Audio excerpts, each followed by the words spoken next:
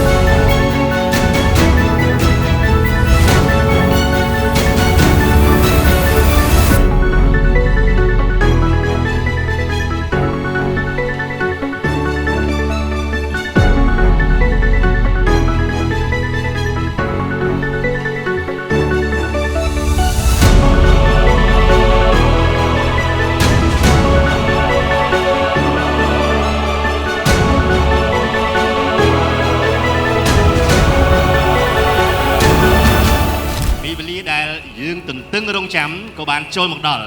នោះគឺការបង្ហាញដ៏ពិសេសនៃពានរង្វាន់បាល់ទាត់ប៉ូការីស្វេតជើងឯកវិទ្យាល័យរដូវកាលថ្មីលើកទី5ឆ្នាំ2025សូមអញ្ជើញរីករាយទស្សនា